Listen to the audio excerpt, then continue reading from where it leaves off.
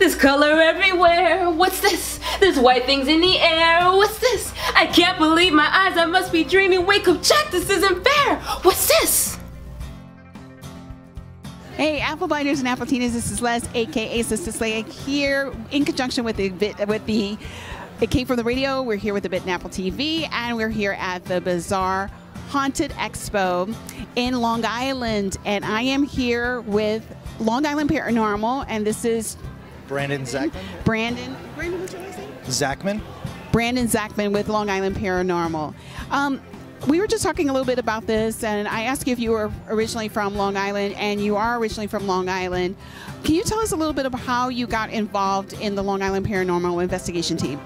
Well, when I was a kid, I always felt really connected to the paranormal. I used to kind of see things when I was younger that I didn't really understand, and when I moved with my mom to Florida for a couple of years and lived in a really haunted house, I ended up getting homeschooled because I couldn't sleep at night. I would hear things calling my name, scratching on my walls, shaking my closet, and it just kind of really, you feel crazy. So when I moved back to New York, I really wanted to make it a point to help the kids and stuff in that situation, you know, that might feel crazy, be like, you know what, hey, it happened to me too, like, don't worry about it, like, I believe you. And I feel like that was really my biggest draw into getting into the paranormal.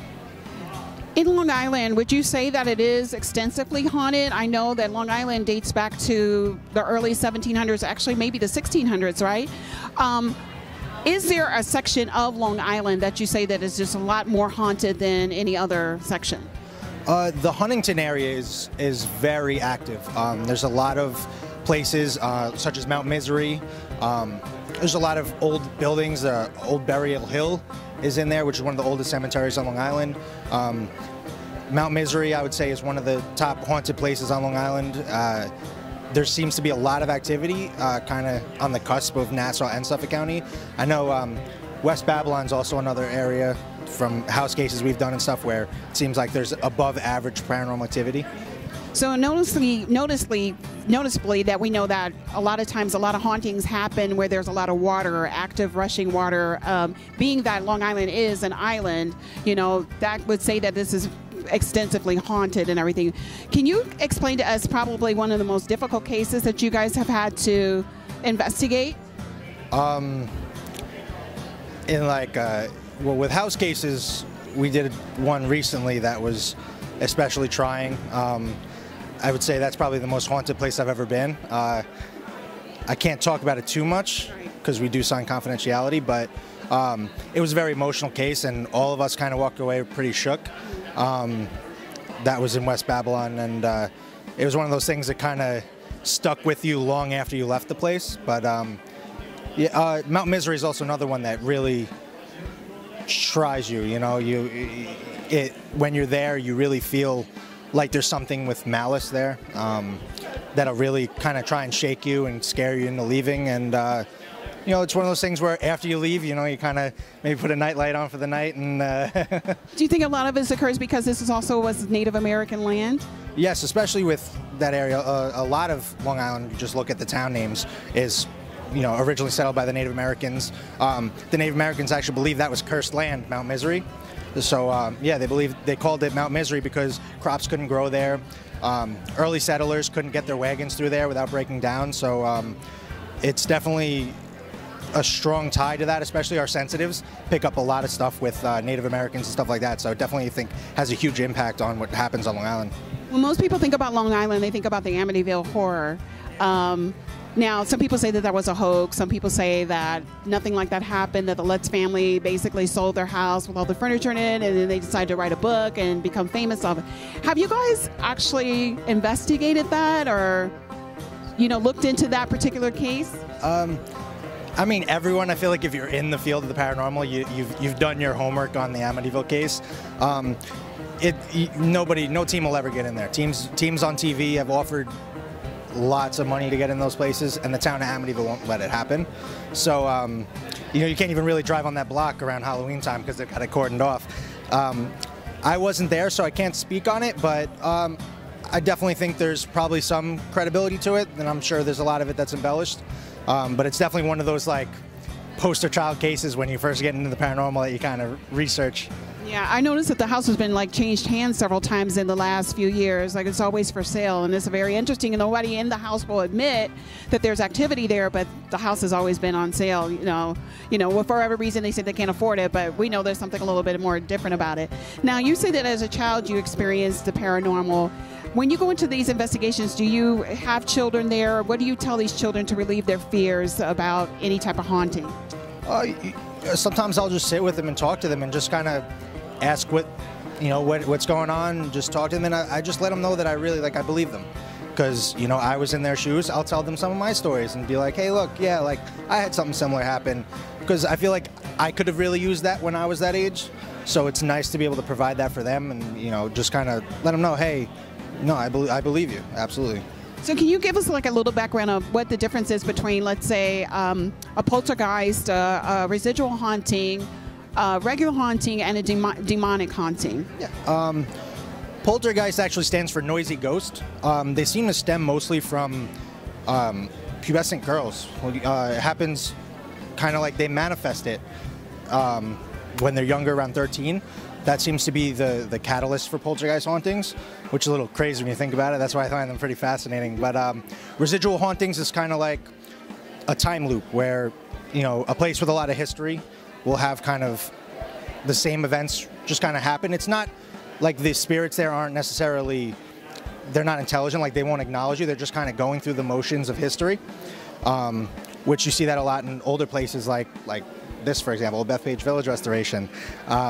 It's almost like it's imprinted in the house. There's also theories that the rock that the houses are built on can kind of store that energy and replay it. As far as intelligent hauntings, that's when you can kind of go into a place and ask questions and get responses. Like say, oh, hey, knock on the wall 3 times. And you got to knock on the wall 3 times. You ask, all right, if that was you, do it again. Do it again. Those, I feel like residuals kind of, especially we poke around a lot of history, because I'm a huge history buff. We poke around a lot of historical houses, and that's kind of seems to be like the most common one. But demonic is the most severe.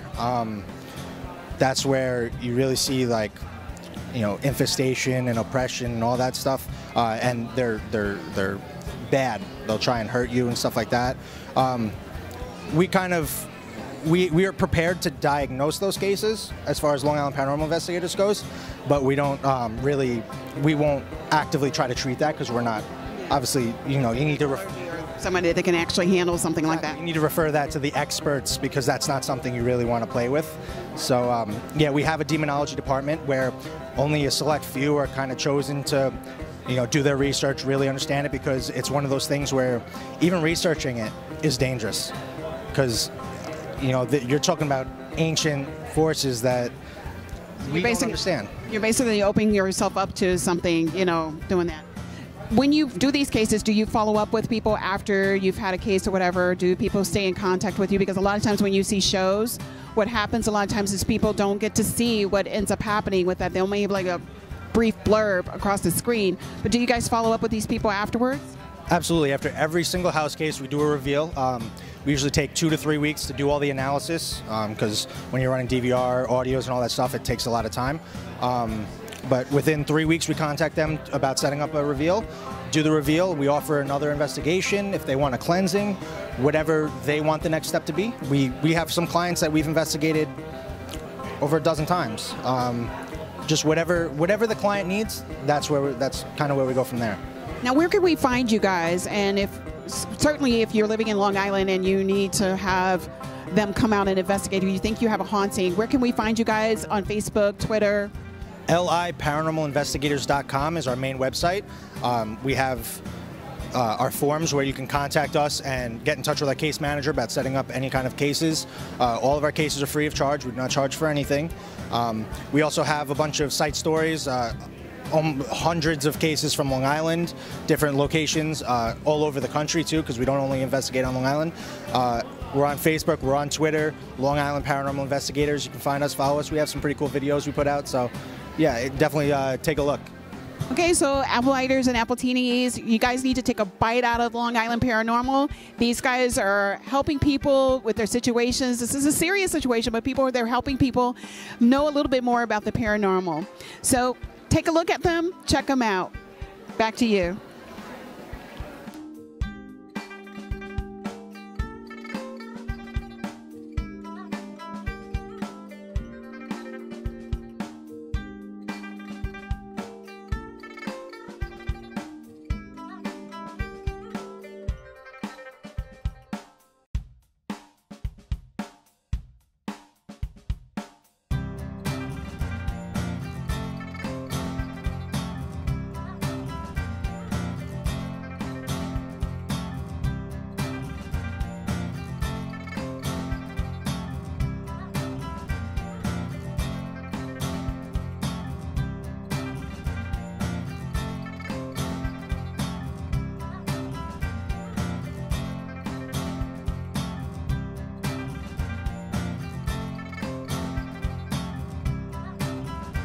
you enjoyed our bizarre, crazy, wacky, bizarre, and haunted travels to the flea market out here in Long Island, please be sure to comment. Let us know what you think about what we found. And let us know if you thought it was bizarre enough, or if you have a bizarre challenge. And while you're down there leaving a comment, you can feel free to click that button down there that says subscribe, and be sure to give us a thumbs up. You know, for how many you can afford.